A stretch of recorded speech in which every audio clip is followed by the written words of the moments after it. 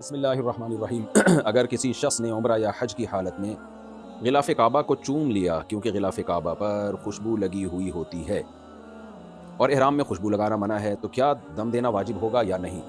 بہت اہم مسئلہ ہے۔ لوگ احرام کی حالت میں حجر اسود کا بوسہ بھی لے رہے ہوتے ہیں اور بعض دفعہ غلاف کعبہ پر خوشبو لگی ہوئی ہوتی ہے، اس کو چوم لیتے ہیں۔ تو اگر آپ کو پتہ ہو کہ غلاف کعبہ پر خوشبو لگی ہے یا پتہ نہ بھی ہو لیکن آپ نے غلاف کعبہ کو چوما یا ہاتھ لگایا اور اس سے خوشبو آپ کے ہاتھ پہ لگ گئی، اسی طرح آپ نے حالت احرام میں حجر اسود کا بوسہ لیا اور خوشبو آپ کے ہونٹوں پہ لگ گئی، تو یہ ٹھیک نہیں ہے، چاہے آپ کو پہلے سے پتہ ہو یا پتہ نہ ہو۔ عام طور پہ غلاف کعبہ پہ ہر جگہ خوشبو نہیں لگی ہوئی ہوتی۔ میں نے بھی الحمدللہ اللہ نے مجھے توفیق دی ہے حج عمرے کی، تو مخصوص جگہ ہیں جہاں غلاف کعبہ پر خوشبو لگائی جاتی ہے۔ نارملی غلاف کعبہ پر میرے ابھی تک جب تک جو میں نے اسفار کی اس میں نہیں، البتہ حجر اسود پہ خوشبو لگی ہوتی ہے۔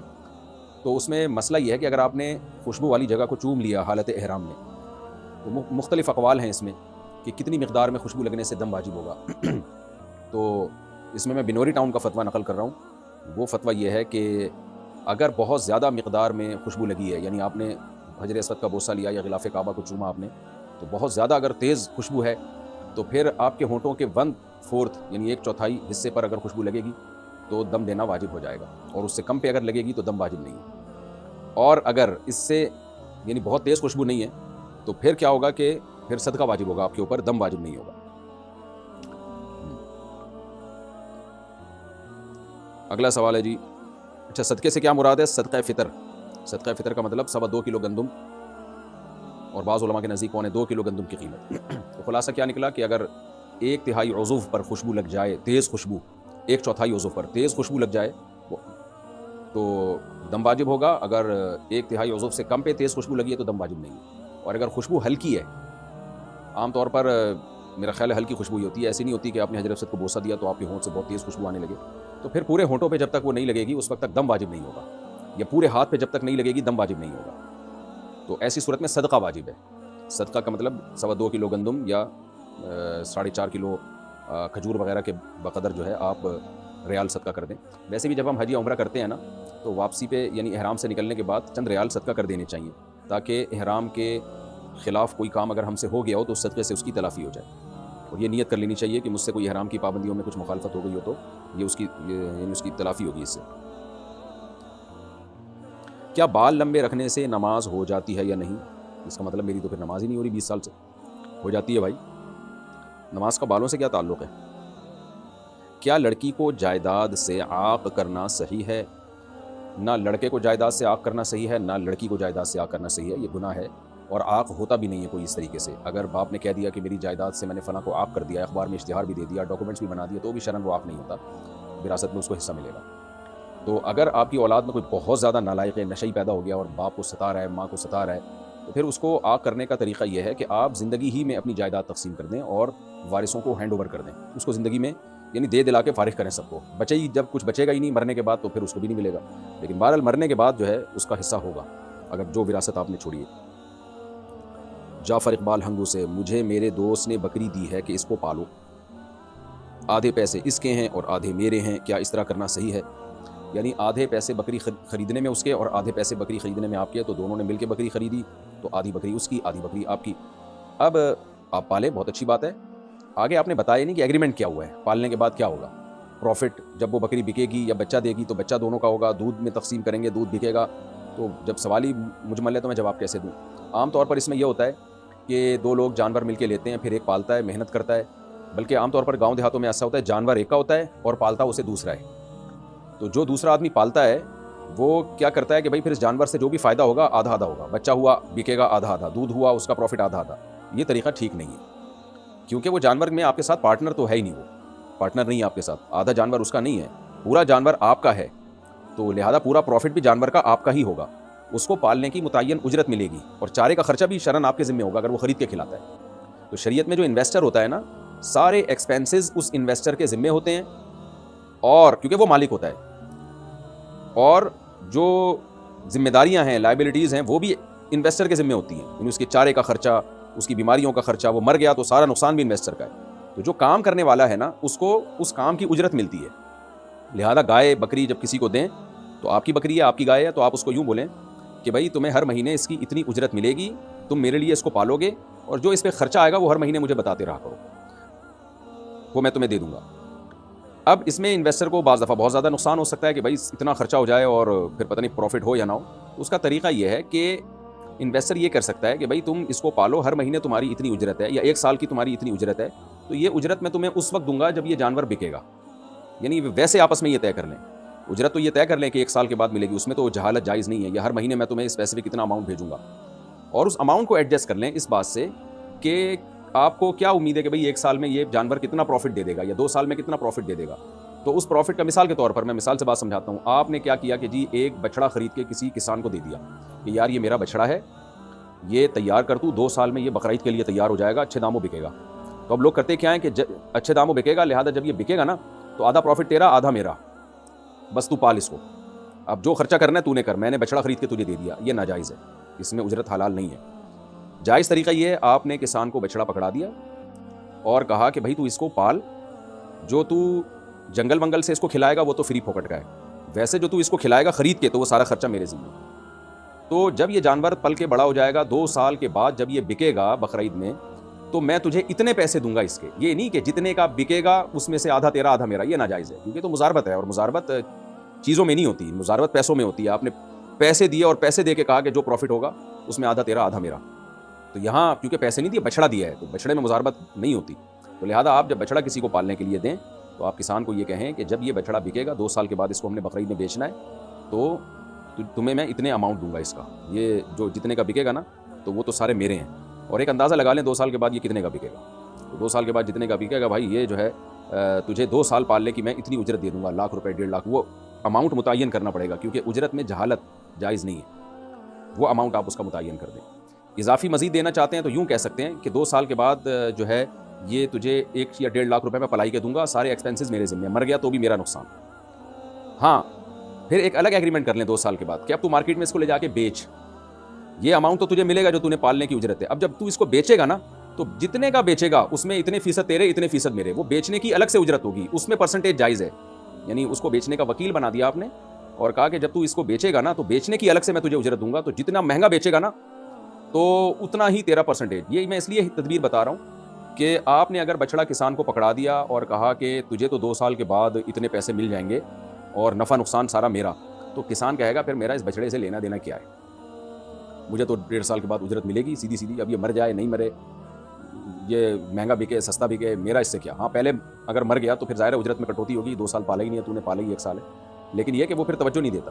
تو آپ اس کو یہ بتا دیں کہ بھائی ٹھیک ہے یہ بچڑے میں تجھے اتنے پیسے دے رہا ہوں، لیکن میں تجھ سے ایک وعدہ کرتا ہوں، یہ وعدہ بھی یقینی نہیں ہے، ایک میرا خیال ہے کہ پھر تو ہی اس کو مارکیٹ میں لے جا کے بیچے گا، تو دیکھ جتنے کا بکے گا نا، یہ جتنے کا بکے گا اس میں 25% یا 10% تیرے ہوں گے، تو ایسا کھلائی پلائی کرنی ہے، ایسا اس کی کیئر کرنی ہے کہ یہ بکے تو تگڑی قیمت پہ جائے تو تیرا بھی تگڑا پروفٹ ہوگا، اس طرح سے جائز ہے۔ ایک طریقہ یہ بھی ہو سکتا ہے کہ آپ اس کو بچڑا خرید کے نہ دیں، آپ اس کو پیسے دیں، مثال کے طور پر 1 لاکھ کا بچڑا آ رہا ہے، آپ کہیں کہ یہ 1 لاکھ روپے مزاربت پہ میں تجھے دے رہا ہوں، اس 1 لاکھ کو تو کاروبار میں لگا، 2 سال کے بعد جتنا پروفٹ ہوگا آدھا تیرا آدھا میرا، اور پھر اس کو بتا دیں کہ کاروبار میں بہترین کاروبار یہ ہے کہ اس سے فلاں جگہ بچڑا کھڑا ہوا ہے وہ خرید کے اس کی کھلائی پلائی کر، اور پھر اس بچڑے کو بقرعید میں بیچ دے، ایکسپینسز یہاں بھی انویسٹر ہی کے ذمہ ہوں گے جو بھی کھلائی پلائی کی اجرت ہے، اور پھر جب تو مارکیٹ میں اس کو بیچے گا تو پھر پروفٹ جتنا بھی ہوگا نا، ایکسپینسز نکال کے ہم دیکھیں گے پروفٹ کتنا ہوا ہے، تو آدھا تیرا آدھا میرا، یا 25% تیرا 75% میرا، یا 25% میرا 75% تیرا، جس طرح سے بھی ہو اس طرح سے کریں۔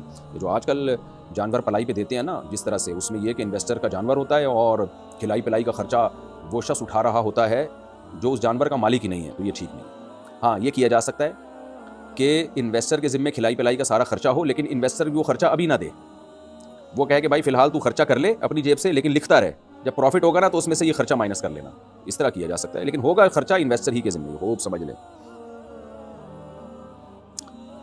اچھا بھائی، روزیہ بی میانمار سے یعنی برما سے انہوں نے سوال پوچھا ہے، کیا لڑکیاں اپنے بالوں کو مشین سے سیدھا کر سکتی ہیں؟ جی بالکل سیدھا کر سکتی ہیں، کوئی حرج نہیں ہے اس میں، جن کے سیدھے بال ہیں وہ مشین سے ٹیڑھا بھی کر سکتی ہیں۔ عجیب فیشن ہے، جن کی خواتین کے سیدھے بال ہوتے ہیں وہ مشین کے ذریعے ان کو گھنگریالے بنا رہی ہوتی ہیں، جن کے گھنگریالے ہوتے ہیں وہ سیدھا کر رہی ہوتی ہیں ان بالوں کو، خیر جیسے اچھا لگے۔ ممبئی انڈیا سے، میں اپنی خالہ کی بیٹی کو پسند کرتا ہوں اور وہ بھی مجھے پسند کرتی ہے، کیا ہم دونوں واٹس ایپ پر بات کر سکتے ہیں؟ شریعت میں اس کا کیا حکم ہے؟ اگر پسند نہ کرتے ہوتے نا تو وہ ضرورت کی بات کی گنجائش ہوتی، چونکہ پسند کرتے ہیں اس لیے بالکل گنجائش نہیں بات چیت کرنے کی، آپ نکاح کر لیں اس سے، نکاح ہو جائے پھر آپ بات چیت کریں، نکاح نہیں ہے تو آپ کے لیے نامحرم ہے اور فتنے کا شدید خطرہ ہے اس میں، آپ کے ڈیزائرز اس کے لیے، اس کی خواہشات آپ کے لیے، تو یہی تو غیر محرم سے جائز نہیں ہے ایسا رشتہ، آپ کے لیے جائز نہیں ہے واٹس ایپ پہ اس سے بات چیت کرنا، یہ پیکیج آپ کے لیے تو ہے ہی نہیں. ویسے تو کسی کے لیے بھی نہیں ہے اپنی خالہ زاد بہن سے بے تکلف ہونا، کیونکہ وہ سگی بہن نہیں ہوتی، لیکن بہرحال ضرورت کے وقت بات کرنی پڑ جاتی ہے بعض دفعہ. لیکن آپ کا تو کیونکہ ایک دوسرے کی طرف میلان ہے، آپ کے لیے تو ضرورت کے وقت بھی بات صحیح نہیں ہے، بلکہ کسی کے ذریعے سے کوئی بہت ضروری بات بھی ہو تو کسی ذریعے سے پیغام دلوائیں کہ آپ کے خراب ہونے کا بہت خطرہ ہے، بہت خطرہ. اویس صاحب کشمیر سے کہتے ہیں کیا شادی سے پہلے لڑکا اور لڑکی کے نام کا جوڑ دیکھنا ضروری ہے؟ نام کا کوئی جوڑ ووڑ نہیں ہوتا. بعض دفعہ چنگیز خان کی بیٹی کی شادی ہو رہی ہوتی ہے بزدل خان کے بیٹے سے، اور شوہر کا نام چنگیز خان ہوتا ہے، بیوی کا نام اچھا وہ ہوتا چنگیز خان ہے، اور پرسنالٹی اس کی ایسی ہوتی ہے کہ گیروں والی پرسنالٹی ہو سکتی ہے اس کی. تو نام سے کو زیادہ وہ لفٹ نہ کرایا کریں، اور یہ جو ناموں کے جوڑ نکال کے دیکھ رہے ہوتے ہیں یہ شادی اس کی میچنگ کی ہے، یہ سب بیکار باتیں ہیں، توہم پرستی ہے جس سے نبی صلی اللہ علیہ وسلم نے روکا ہے. مجھے یاد ہے پرانے دور میں ایک دفعہ میں کہیں کسی کے پاس بیٹھا ہوا تھا، وہ جعلی پیر تھا، مجھے نہیں پتا تھا. تو ایک شخص آیا کہ جی میری بیٹی سسرال میں بہت پریشان ہے، تو بہت ظلم کر رہا ہے میرا داماد. تو اس جعلی پیر نے کہا کہ تمہیں میں نے بتایا تھا کہ دونوں کے پتھر ملتے نہیں ہیں، اس کے پتھر الگ ہے، اس کا پتھر الگ ہے، پتہ نہیں کیا نکالا ہوا تھا. تو میں نے تو پہلے ہی کہہ دیا تھا یہ جوڑ کی شادی نہیں ہے. تو یہ پھینکو ہوتے ہیں، بہت سے گھروں میں لڑائیاں ہوتی ہیں، بہت سے گھروں میں نہیں ہوتی، اس کا پتھر سے کوئی تعلق نہیں ہے. تو وہ آدمی ایسا عقیدت پہ پاگل ہوا جا رہا تھا نا اس پیر کے کہ یار پیر صاحب نے تو بتایا تھا کہ پتھر دونوں کے میچ نہیں کرتے. پیر صاحب پھینکو تھا ایک نمبر کا، اور اپنی بیوی کمبخت کی لڑکے گئی ہوئی تھی. تو ایسے لوگوں کی نا اکثر یہی ہوتا ہے، اپنی بیویاں لڑکے گئی ہوئی ہوتی ہیں. تو یہ جہالت کی چیزیں ہیں جس کو اسلام نے ختم کیا ہے. تبھی تو ہمیں بتایا گیا کہ جو کاہن کے پاس آئے، نجومی کے پاس آئے، جو اس طرح کی باتیں کرتے ہیں ستاروں اتاروں کی، تو اس نے اللہ اور اس کے رسول صلی اللہ علیہ وسلم کا انکار کیا، قرآن کا انکار کیا. حدیث کا مفہوم پیش کر رہا ہوں اپنے الفاظ میں، کیونکہ قرآن کہتا ہے غیب کا علم اللہ کے سوا کسی کو نہیں ہے. تو پتھروں سے کچھ نہیں پتہ چلتا، نہ ناموں سے پتہ چلتا ہے کہ یہ جوڑ ہے یا بے جوڑ ہے،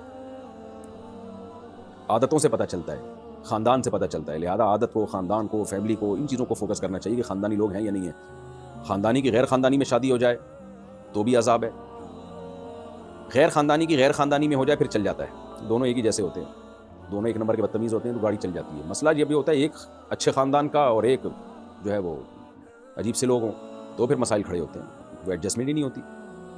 اچھا میرے بھائی، مرچی کا پودا لگانا کیسا ہے؟ اور شریعت میں کیکٹس کا پودا لگانے میں کوئی برائی تو نہیں؟ کیکٹس میں نے نیٹ پہ دیکھا تو کانٹوں دار ایک پودا ہے، تو کوئی برائی نہیں بھائی. ہاں کسی کو کانٹے چبونے کی نیت سے لگائیں تو ایک الگ بات ہے، پودا کوئی بھی لگایا جا سکتا ہے. باقی مرچی کا پودا لگانا اگر غلط ہے تو میرا تو کھانے کا ٹیسٹ ہی ختم کر دیا آپ نے. کھانے میں تو ہری مرچیں بہت کھاتا ہوں بھائی، جب دعوت میں جاتا ہوں لوگ میرے سامنے ہری مرچیں لا کے رکھ دیتے ہیں، اور سالن میں پکی ہوئی ہری مرچیں الگ سے میں تلاش کر رہا ہوں، ان میں زیادہ ٹیسٹ ہوتا ہے. تو اگر پودا لگانا ہی ناجائز ہو گیا تو ہماری آپ نے زندگی کی خوشیاں چھین لی میرے بھائی. تو جائز ہے، کوئی حرج نہیں. میرا خیال ہے آپ کا مقصد یہ ہے کہ شاید کھیتوں میں تو صحیح ہو، گھر کے اندر مرچی کا پودا لگائیں گے تو ایسا نہ ہو سب کو مرچیں لگ جائیں. پودا لگانے سے مرچیں نہیں لگتی، مرچ کھانے سے مرچیں لگتی ہیں. تو اگر کوئی میری طرح کچی مرچیں کھانا شروع کر دے اور اس کو عادت نہ ہو، میری طرح عادت نہ ہو، تو پھر اس کو مرچیں لگیں گی اور پھر وہ ٹینشن دے گا. تو مرچ کا پودا لگائیں، آرگینک چیزیں کھائیں، لیکن جس کو مرچوں کی عادت نہیں ہے اس کو اچانک ہری مرچ کچی نہ کھلا دیں آپ، تو اس سے پھر اس کو مرچیں لگیں گی اور پھر وہ دوسروں کو بھی مرچیں لگائے گا. اچھا میرے بھائی، نائٹس کمپنی میں جاب کرنا حلال ہے یا حرام؟ نائٹس یہ کیا ہے بھائی؟ نائٹ شفٹ شاید مراد ہوگا، یعنی نائٹ ڈیوٹی جو کرتے ہیں. جائز ہے، کام حلال ہے تو جائز ہے. جاوید صاحب دہلی سے، انڈیا سے، میں جیسے ہی استنجا کرتا ہوں تو فوراً پیشاب کا قطرہ آ جاتا ہے، پھر دوبارہ استنجا کرنے کے بعد بھی ہلکا پھلکا قطرہ آ جاتا ہے، تو میں اس صورت میں کیا کروں؟ کیا نماز ادا ہو جائے گی؟ دیکھیں میرا ایک کلپ موجود ہے تفصیل سے، وہ آپ دیکھ لیں کہ جن کو بار بار پیشاب کا قطرہ آتا ہو وہ وضو کیسے کریں. نیٹ پہ لکھیں گے نا، یہ آ جائے گا، میرا نام لکھ کے سرچ کریں گے آ جائے گا، وہ کلپ آپ دوبارہ دیکھ لیں. محمد سہیل انڈیا سے، شیئر مارکیٹ میں پیسہ لگانا جائز ہے یا نہیں؟ جائز ہے، اس شرط کے ساتھ کہ جس کمپنی کے شیئر آپ خرید رہے ہیں وہ کمپنی جائز چیزوں کو خریدتی اور بیچتی ہو. جیسے شراب کی کمپنی ہے، اس کے شیئر خریدنا جائز نہیں ہے. سودی بینکوں کی کمپنی کے شیئر خریدنا جائز نہیں ہے. تو اس طرح کی کوئی بھی کمپنی جن کا کام ہی حرام ہے ان کے شیئر خریدنا جائز نہیں ہے. باقی ان کے جائز ہے. اچھا اس میں ایک بات یہ بھی ہے، بعض کمپنیاں جب وجود میں آتی ہیں تو ان کے پاس ایسٹس نہیں ہوتے، صرف لوگوں کی رقمیں یہ بھی جمع ہوئی ہوتی ہیں.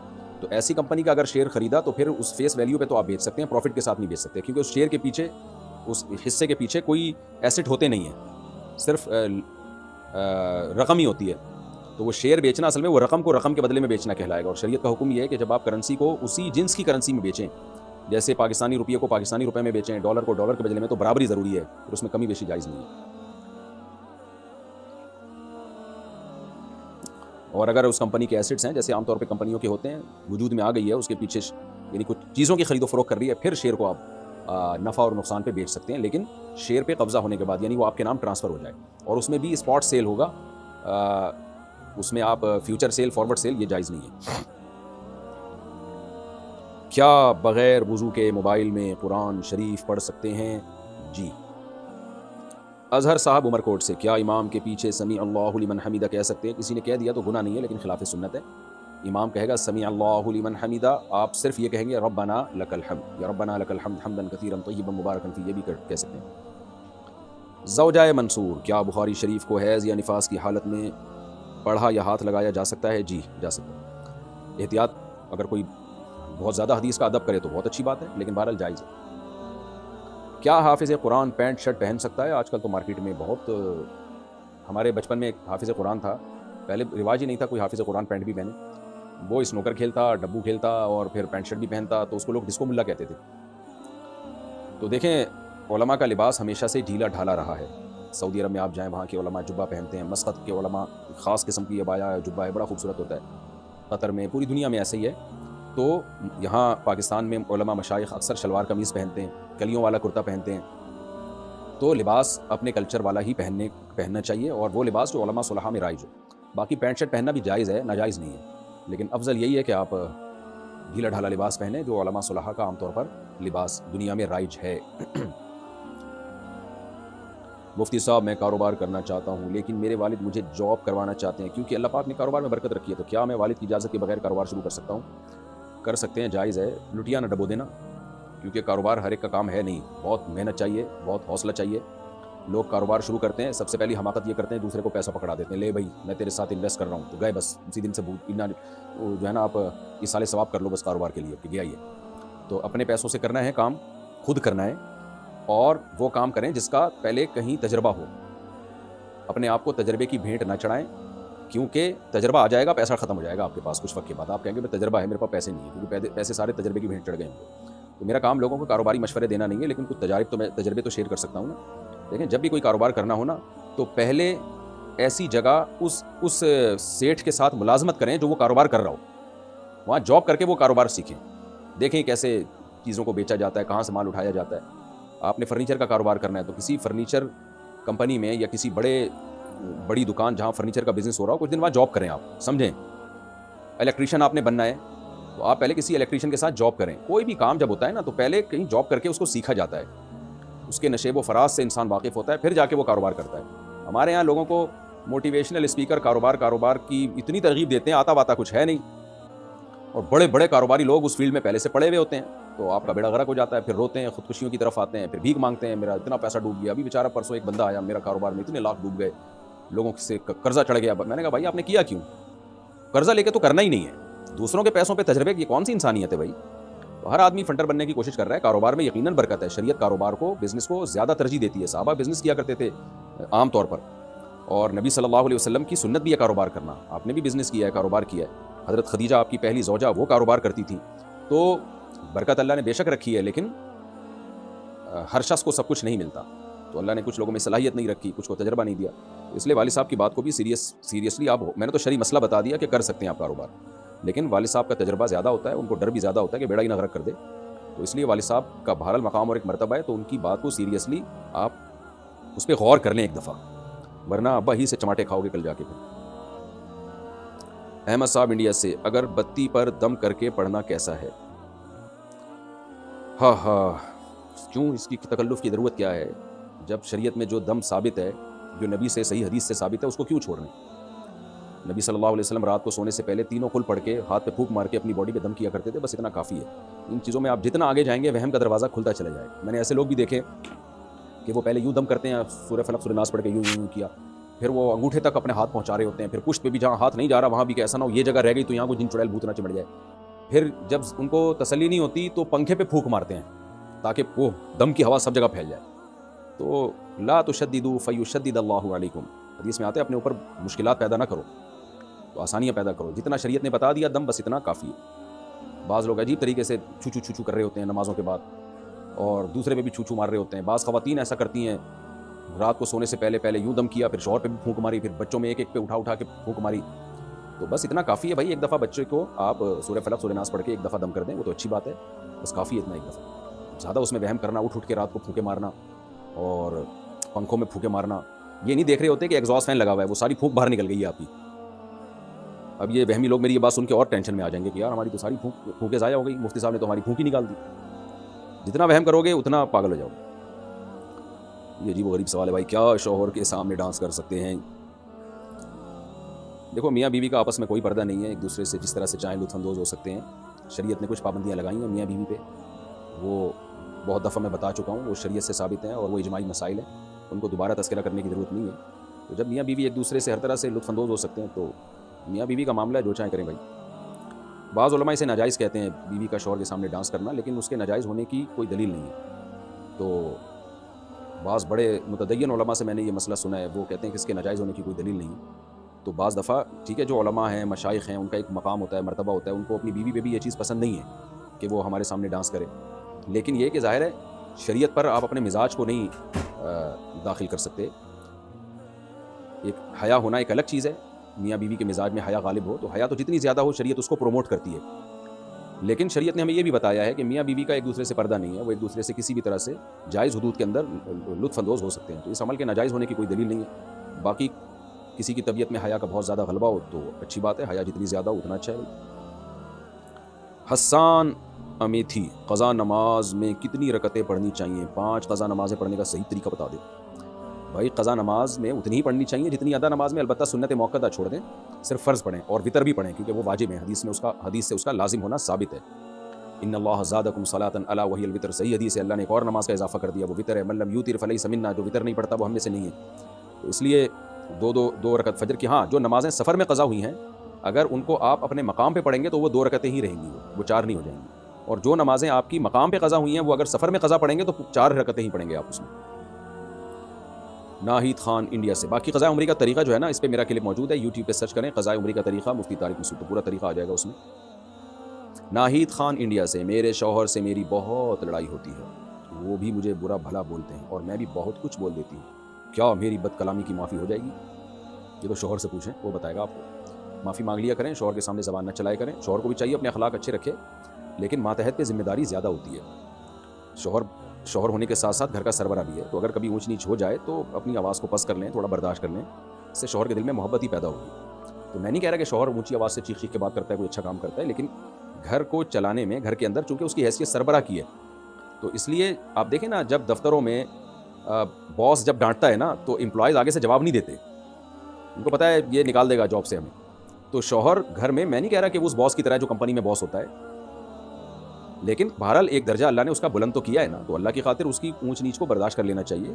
اور میں نے دیکھا ہے جو خواتین شوہر کے غصے کو برداشت کر لیں، تھوڑی دیر کی ٹینشن ہوتی ہے لیکن اس سے بہت سارے فائدے حاصل ہوتے ہیں، گھر ٹوٹنے سے بچتے ہیں، بہت سارے بینیفٹس، بہت سارے فائدے شوہر سے ان کو مل جاتے ہیں. شوہر کو شریعت نے یہی حکم دیا ہے کہ تم میں سب سے اچھا وہ ہے جو جس کے اخلاق اپنی زوجہ کے ساتھ اچھے ہیں، لیکن عورت کو شریعت نے یہ حکم دیا ہے کہ اگر شوہر کی طرف سے اونچ نیچ ہو جائے تو عورت کو چاہیے وہ حتی الامکان برداشت کرے. ہاں ایک ہر برداشت کی ایک لمٹ ہوتی ہے، لیکن بہرحال جتنا برداشت کر سکتی ہیں برداشت کریں، اس سے گھر جنت بنے گا. دونوں ہی لڑنا شروع کر دیں تو پھر تو گھر ٹوٹتے ہیں ایسی صورت میں. قاسم محمد فیصل آباد سے. دیکھو اس کی مثال ایسے ہے کہ آگ میں آپ پیٹرول ڈال دیں تو وہ تو بھڑک جائے گی نا، آگ میں ہمیشہ پانی ڈالا جاتا ہے. شوہر غضبناک ہے، جیسے توے پہ بیٹھا ہوا ہے ایسا ہی ہوتا ہے عام طور پہ، 2 فٹ اچھل رہا ہے، تو بیوی بھی اسی طرح اچھلنا شروع کر دے، اس کا مطلب تو ہے وہ پہلے آگ لگی ہوئی تھی، آپ نے اس میں پیٹرول ڈال دیا، اس کا رزلٹ کیا نکلے گا؟ تباہ ہو جائے گا گھر. ہم نے اپنے بڑوں میں دیکھا ایک کو غصہ آتا تھا دوسرا تھوڑا برداشت کر لیتا تھا، بہت دیکھا ہے ہم نے. یہ شوہر کو پتا ہے بیوی بہت تپی ہوئی ہے آج تو تھوڑا سا میں برداشت کر لوں، بیوی کو پتا ہوتا ہے آج میرے میاں کا میٹر شارٹ ہے تو تھوڑا سا آج میں اپنی زبان پہ کنٹرول کر لوں. تو کنٹرولنگ سسٹم ہی ختم ہو رہا ہے، اور یہ ڈرامے فلمیں میڈیا نے برباد کیے زیادہ تر. فلموں میں چیخ کے، ڈراموں میں چیخ کے جب دکھاتے نا شٹ اپ، یہ کرو وہ کرو اور دفع ہو جاؤ، تو یہی چیزیں ماشاءاللہ گھر میں چلیں گی. پھر یہ سب چیزیں ہمارے لاشعور پہ اثر کرتی ہیں اور انسان لاشعوری طور پر انہی چیزوں کو اختیار کرنا شروع کر دیتا ہے. بہرحال عورت کے لیے شوہر کا بہت بڑا حق ہے. نبی نے فرمایا جس عورت کا شوہر راضی نہیں ہے وہ عورت جنت میں نہیں جا سکتی. اور یہ اس شوہر کے بارے میں جو بیسک حقوق پورے کر رہا ہو، بیسک حقوق، اونچ نیچ تھوڑی بہت ہر گھر میں ہوتی ہے. قاسم محمد فیصل آباد سے. میں عالم بن کر فارغ ہوا ہوں، میرا یوٹیوب پر چینل بنانا اور اس پر بیانات اور نعتوں کی ویڈیوز اپلوڈ کرنا کیسا ہے؟ جائز ہے، لیکن جو نئے عالم بن کے فارغ ہوتے ہیں ان کو میں ایک بڑوں کی نصیحت نقل کر رہا ہوں، میں تو چھوٹا آدمی. وہ یہ کہ یہ جو چینل وینل ہے نا اور میڈیا پہ آنا، اس کے جہاں بہت فائدے ہیں وہاں بہت سائیڈ افیکٹ بھی ہیں. جب آپ کی تربیت نہیں ہوتی اور آپ چینل پہ آ کے مشہور ہو جاتے ہیں تو آپ کے بگڑنے کا خطرہ بہت زیادہ ہوتا ہے۔ مجھے یاد ہے جب میں سادسہ میں تھا تو مجھے ایک مسجد کی امامت مل گئی اور بڑی زبردست مسجد تھی، تو انہوں نے مجھے بلایا، لیکن ہمارے شیخ و مرشد نے، پیر و مرشد نے مجھے منع کر دیا۔ انہوں نے کہا ابھی تم بچے ہو اور ابھی سے مسجد کی امامت سنبھالو گے تو لوگ عقیدت میں ہاتھ پاؤں چومیں گے اور لوگ ارد گرد حلقہ لگا کے بیٹھیں گے، تو تمہارے بگڑنے کا اندیشہ ابھی زیادہ ہے، ابھی یہ کام مت کرو، صرف بیانات کر سکتے ہو، فی الحال اتنی بڑی ذمہ داری نہ لو۔ تو بعض دفعہ یہ خطرہ ہوتا ہے، یہ حقیقت ہے۔ تو خواتین میں جب بیان شروع کرنے کا ارادہ ہوا تو حضرت نے باقاعدہ مجھے پرمیشن دی تھی کہ آپ خواتین میں بیان کر سکتے ہو، اگر پرمیشن نہ دیتے تو میں نہیں کرتا۔ اب شیطان تو کہتا ہے کہ نہیں پوری دنیا گمراہ ہو رہی ہے، اصلاح کرو۔ بھائی مسئلہ یہ ہے کہ آپ کے بھی تو بگڑنے کا اندیشہ ہے، خواتین میں جب آپ بیان کرتے ہیں تو خواتین مسائل بھی پوچھتی ہیں، پھر رابطے ہوتے ہیں، پھر بگڑنے کا اندیشہ ہوتا ہے آدمی۔ تو اس لیے بڑوں کی کسٹڈی میں آئیں، پہلے کسی شیخ سے اصلاحی تعلق قائم کریں، اپنی اصلاح کرائیں، اس کے بعد چینل پہ آئیں آپ۔ تو چونکہ مشہور ہوں گے تو لوگ ہاتھ پاؤں چومیں گے، اشارے کریں گے، وہ جا رہا ہے، وہ صاحب وہ جو ٹی وی میں آتے تھے وہ جا رہے ہیں، تو اس سے بہت زیادہ خطرہ ہوتا ہے بگڑنے کا۔ پھر علم میں کمال نہیں ہوتا تو یوٹیوب پہ آ کے علمی غلطیاں بہت کرنا شروع کر دیتے ہیں۔ وہ ایک صاحب ہیں، انہوں نے آ کے اتنا غلط مسئلہ بیان کیا کہ بیوی کو اگر طلاق ہو جائے تو آپ ساس سے نکاح کر سکتے ہو۔ بھائی صاحب ساس تو ہمیشہ کے لیے حرام ہوتی ہے، تو ایسے اجماعی مسائل کی مخالفت بعض دفعہ شروع کر دیتے ہیں۔ تو مدارس کے طلبہ سے اس بات کا تو کم خطرہ ہے کہ مسائل غلط بتائیں گے، کیونکہ اس میں تو ان کو پتہ ہوتا ہے بڑے ہماری پکڑ کریں گے، لیکن حب جاہ پیدا ہونے کا خطرہ بہت زیادہ ہوتا ہے۔ تو اس لیے یوٹیوب چینل ضرور بنائیں، میڈیا پہ آنا وقت کی ضرورت ہے، لیکن کسی شیخ سے اصلاحی تعلق قائم کریں، تبلیغ میں وقت لگائیں، اصلاح ہو، حب جاہ حب مال ختم ہو، پیسوں کی لالچ اور تکبر اور شہرت کی لالچ، یہ لالچ پہلے ختم کریں پھر آئیں مارکیٹ میں۔ ہمارے حضرت فرمایا کرتے تھے یہ شہرت اور دولت یہ سانپ ہیں، تو اگر آپ سپیرے ہیں نا، سانپ پالنے کا فن جانتے ہیں تو پھر سانپ پالیں آپ، پھر یہ سانپ آپ کو فائدہ دے گا۔ لیکن اگر آپ سپیرے نہیں ہیں اور آپ نے سانپ ہاتھ میں لے لیا کہ میں اس سے پیسہ کماؤں گا، عزت کماؤں گا، وہی سانپ آپ کو ڈسے گا بھائی۔ تو دولت اور شہرت بھی ایسی چیز ہے۔ تو اگر اصلاحی تعلق ہے اہل علم سے، بزرگوں سے، تبلیغ میں وقت لگا ہوا ہے، اچھا اصلاح ہو گئی ہے، یعنی اپنے بارے میں تو کبھی انسان دعویٰ نہیں کرتا میری اصلاح ہو گئی ہے، لیکن بڑے کہتے ہیں کہ ہاں بھائی تم اس قابل ہو کہ اب تم چینل بھی بنا سکتے ہو، تم لوگوں میں یہ کام بھی کر سکتے ہو، تو پھر کریں۔ کیونکہ یہ بچے نئے نئے فارغ ہوتے ہیں، سب چینل بنا رہے ہیں اور شو بازیوں پہ لگے ہوئے ہیں۔ ایک مولانا صاحب میں نے دیکھے ساحل سمندر پہ چشمے لگا لگا کے نا سائڈ پوز بنا کے اپنی تصویریں ڈال رہے ہیں۔ بھائی تم کیا کر رہے ہو؟ یہ فلمی ایکٹروں کا کام۔ اچھا میری جو ایسی تصویریں آ رہی ہوتی ہیں میں نہیں بنا رہا ہوتا بھائی، میں ان چیزوں کو ناپسند کرتا ہوں۔ آ رہی ہوتی ہے نا، میں یوں اسٹائل سے یوں چل کے جا رہا ہوں اور یوں اسٹائل مار رہا ہوں، یوں دیکھ رہا ہوں اور ایسے کر رہا ہوں اور چشمہ لگا رہا ہوں، یہ مجھے ان چیزوں سے نفرت ہے۔ لوگ چھپ چھپ کے میری ایسی ویڈیوز بنا رہے ہوتے ہیں اسٹائلش قسم کی۔ ایک دفعہ آئی کہ میں ریوو گاڑی میں ڈھاڑ کر کے بیٹھ رہا ہوں اور یوں ڈرائیو کر رہا ہوں، منع کرنے کے باوجود بندے نے میری ویڈیو بنائی۔ تو میں تو ان چیزوں کو نہیں پسند کرتا، یہ شو بازیاں، یہ فلمی اداکاروں کا کام ہوتا ہے کہ وہ شو ماریں، اور یہ چیزیں، ان چیزوں سے علماء کی عزت نہیں بڑھتی ہے، عقل مندوں کی نظر میں عزت کم ہو جاتی ہے کہ بھائی آپ تو ہمیں آخرت سکھاؤ، آپ تو ہمیں دنیا داری سے ہٹاؤ، اور آپ ہی ان چیزوں میں لگ گئے۔ تو اب نئے نئے طلبہ آتے ہیں، وہ ایک طالب علم کو میں نے پکڑا کچھ دن پہلے، اتنی ٹک ٹاک پہ ویڈیوز ڈال رہا ہے، شو بازیوں میں لگ گیا بھائی۔ پھر میں نے مدرسے کے محتمم کو فون کیا، میں نے کہا اس طالب علم کو آپ کنٹرول کریں، اس کا کام ہی ہر وقت شو بازی ہیں۔ تو اس لیے یہ علماء صلحاء طلبہ پہ یہ چیزیں سوٹ نہیں کرتی، تو جب تھوڑا سا میچور ہو جائے نا پھر یہ کام کریں، اور پھر ضرور کریں، یعنی یوٹیوب پہ آئیں، بیانات اپلوڈ کریں، پھر ضرور کریں۔ اچھا، محمد صارف انڈیا سے، میں جس کمپنی میں کام کرتا ہوں وہاں پر کمپنی کی طرف سے دیوالی کے تحفے اور مٹھائی وغیرہ ملتے ہیں، کیا وہ لینا جائز ہے؟ جائز ہے، وہ دے رہے ہیں، اب آپ انکار کرو گے تو کمپنی والے بولیں گے یہ کیا کر رہا ہے، لے لیں خود سے، تو لے کے رکھ لیں اس کو۔ اب کوئی ہندو آپ کو گفٹ دے رہا ہو تو یہ تو نہیں کہ آپ اس کا گفٹ واپس کر دیں، اسے تو بد اخلاقی سمجھی جاتی ہے۔ خود سے بڑھ چڑھ کے آپ نہ جائیں دیوالی میں اور ان کو مبارکباد نہ دیں، کیونکہ جو بھی کسی کی مذہبی رسم ہوتی ہے ان مذہبی رسومات میں ہمیں شرکت کی اجازت نہیں ہے، نہ بائیکاٹ کریں نہ اس میں شرکت کریں، ریزرو رہیں آپ۔ مفتی صاحب میں نماز کے دوران قراءت کے بجائے کبھی کوئی دعا پڑھنے لگتا ہوں تو کیا اس سے سجدہ سہو ہوگا؟ اگر فرض نماز کی پہلی 2 رکعتوں میں آپ نے دعائیں پڑھنا شروع کر دیں قراءت کے بجائے تو سجدہ سہو لازم ہوگا اور قراءت کرنی پڑے گی آپ کو، لیکن اگر فرض کی تیسری اور چوتھی رکعت میں آپ نے دعا پڑھ لی تو کوئی حرج نہیں، اور سنتوں میں نوافل میں تو ہر رکعت میں قراءت کرنا واجب ہے۔ اچھا، اگر فرض نماز کی آخری 2 رکعتوں میں سورہ فاتحہ کے بعد کوئی سورت پڑھ لی تو کیا نماز ادا ہو جائے گی یا دوبارہ پڑھنی ہوگی؟ نہیں، ادا ہو جائے گی نماز، دوبارہ پڑھنے کی ضرورت نہیں ہے۔ نبی صلی اللہ علیہ وسلم سے فرض نماز کی آخری 2 رکعتوں میں قراءت بھی ثابت ہے، اگرچہ افضل یہی ہے کہ سورہ فاتحہ ہی پڑھی جائے، اس سے زیادہ نہیں، لیکن اگر کوئی پڑھ لے تو بھی کوئی گناہ نہیں ہے۔ کیا والدین، استاد یا کوئی بڑا آئے تو ان کی تعظیم کے طور پر کھڑا ہونا جائز ہے؟ جائز ہے، حدیث سے یہ بات ثابت ہے کہ آپ نے بڑوں کی تعظیم میں کھڑے ہونے کا حکم دیا۔ ہاں، کھڑے رہنا جائز نہیں ہے اجمیوں کی طرح، یعنی اس دور میں عجم میں یہ رواج تھا، اس دور کے اجمیوں کی بات کر رہا ہوں کہ جو بڑا آتا تھا تو کھڑے ہی رہتے تھے، یہ ٹھیک نہیں ہے۔